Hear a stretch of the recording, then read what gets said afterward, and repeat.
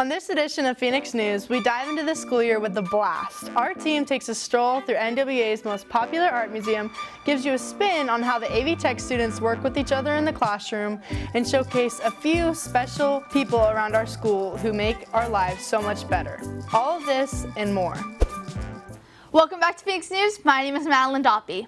And my name is Audrey McClarty. Maddie, it is so good to see you after break. How was your little summer vacay? Oh, I know, Audrey. With these recent temperatures, it has been feeling like summer. I was just so ready to just dive into the pool and kick up my feet with a nice glass of sweet tea. Oh, hold on, Audrey. I know you're excited for summer. I am too. But here at the AV Tech classes, we are still hustling and bustling. That's true, and all thanks to Juliana and Sienna, our audience is getting to see what the AV Tech program looks like behind the camera. Who's watching Phoenix News? Radio was a little fed up. So annoying. So for New Year's, just real quick, we'll have the one after we post. We'll end up posting two within probably the same month-ish. Because we will have all of the packages, right? And so we just have to edit those together with Anchor. It would be nice if we didn't have to have deadlines.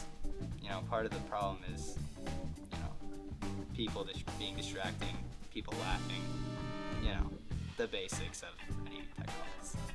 Why? I need to ask you questions about the way that you set things up. Why? Because it looks weird. No.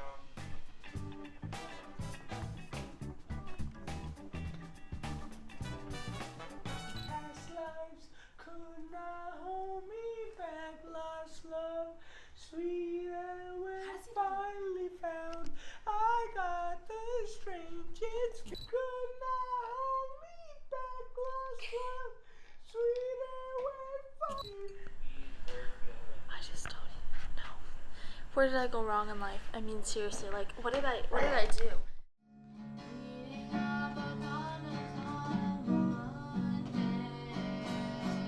We can make a music video. That's true.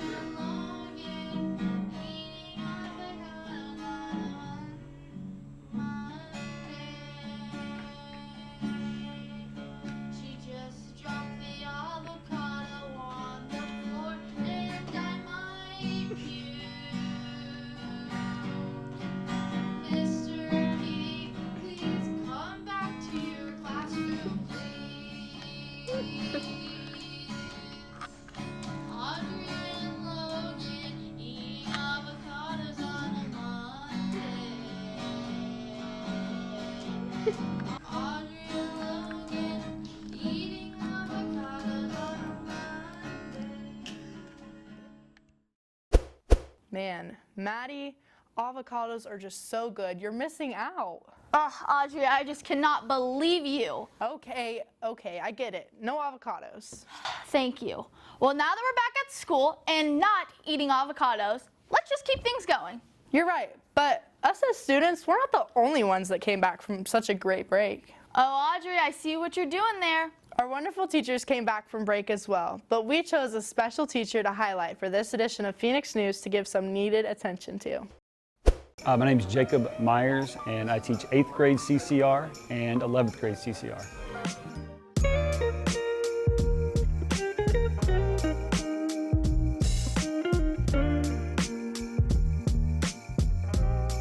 So I got into teaching because I wanted to be a coach. My dad was a football coach, and so that's initially why I began teaching. And then after a while, I decided I liked being in the classroom more than I liked being in the field, so I just stuck with teaching.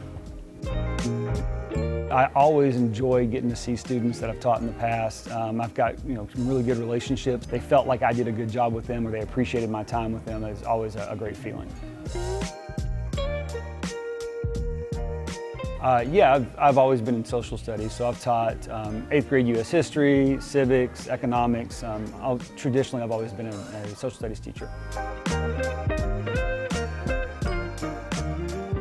I don't know if teaching is the end goal for me, but I do believe being in education is. I don't see myself leaving education for any particular reason. But potentially, I could see myself moving on to different roles within the school system.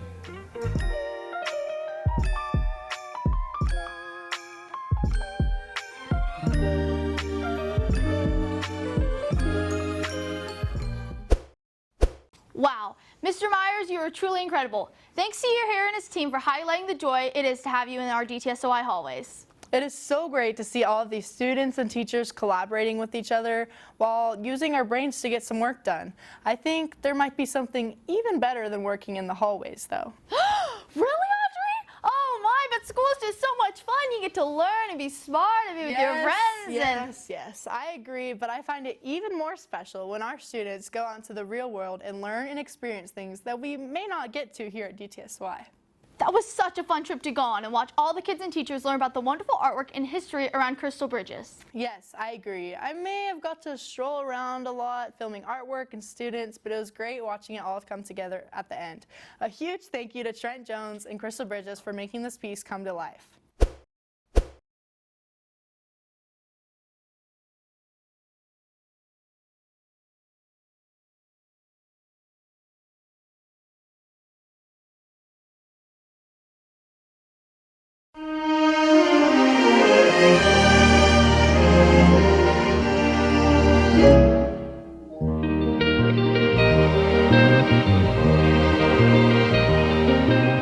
The goal of today's visit is for students to find an argumentative art piece or a piece of art that they can pull the argument out of for their second paper in AP seminar. It's an individual written argument, so they have to use the art to tie to their research questions that they've been finalizing this week.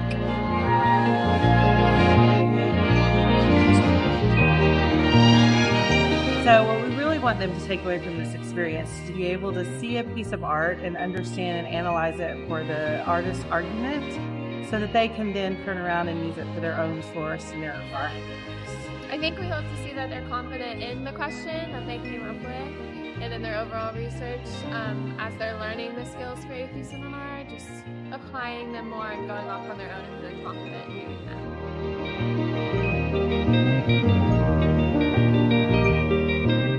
So the one that I'm going to use is about the one about Hiroshima because it was like very distorted, and mine is more about like how your memory like can be distorted over time. I feel like it opened my mind to different types of art and how emotionally diverse they are.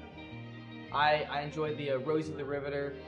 It's interesting to see how like those people kind of like express hard work, equality. It's all just so interesting. Personally, for me, I thought Rosie the Riveter was the most identifying for me because mine is about like finalizing figures or mischaracterizing people.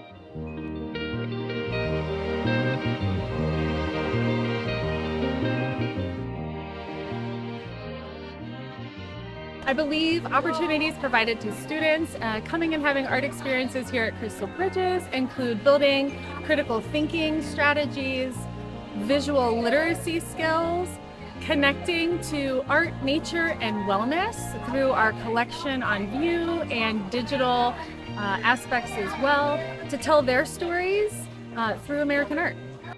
I think something special that Crystal Bridges provides is our accessibility to our art and inviting schools from all over Arkansas or the surrounding areas to learn visually through our art, and that being critical thinking, just using art as a tool to communicate, whether that be history or connecting it with science, technology, engineering, and math. And also just art in general is a universal language. It's something we can all see and identify with. Even for those who are not able to see the art, we even provide tours for those that are blind, and we have touchables so they can access that as well and learn the same way that all of our other students learn. Okay, but seriously, let's get back into the life of the school hallways, or should I say the school doors. Audrey, have you been seeing the new rule about locking the courtyard doors? I have, and I'm so glad admin is trying to keep us safe, even if a few of us that have been here for a long time may forget about the rule a time or two. But never fear, the student marshals are here. If somebody really wants to get through the courtyard in between classes, there are many wonderful 6th through 8th graders who are there to open up the doors for us. Thanks to Maddie and Ben for shouting out that kids that allow our students to bounce from class to class on days when the weather outside is right. So far, I've been really impressed with our safety marshals. It's, it might seem like a small thing, and holding a door open is, that in itself is not a difficult task, but making sure you remember your specific time each week. I know we have about 42 safety marshals, and so it's a lot of students to coordinate, and they're doing a really good job of remembering those times. And then they're having to remember to leave class a little early, to hurry to get to class late. And from what I can see, they're always there, and they're always letting the doors or holding the doors open for students, and it's helped make sure that kids aren't stuck in the courtyard. So I think it's going really well. Yeah. I've realized recently that the importance of being a safety marshal is more than just holding the doors. I always assumed, or at least to begin with, that holding the doors was the main thing that we would do, the main important thing. But the real importance is that the school now has people who, other than the teachers, can help with things that mostly have fallen to teachers in the past. They sure do have spirit for standing out there the whole time holding the door open. I'm not sure if I would have spirit for all of that. Oh, but I know a day when everybody has spirit, Audrey. When's that? I think you know what I'm talking about. I mean, I'm talking games, music, competitions. Oh, I think I know what you're talking about. The most spirited time of the year before we get to go to dances and events. You know it, you love it. Here's an awesome video on our Winter Wonderful prep rally.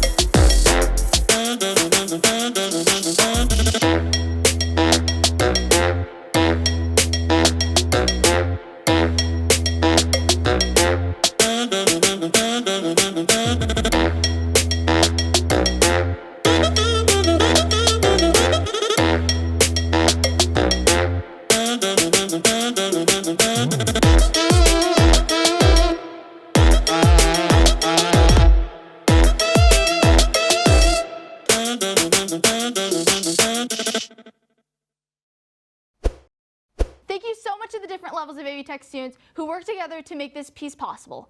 It's so great to see how much our students love working together and being together as whole.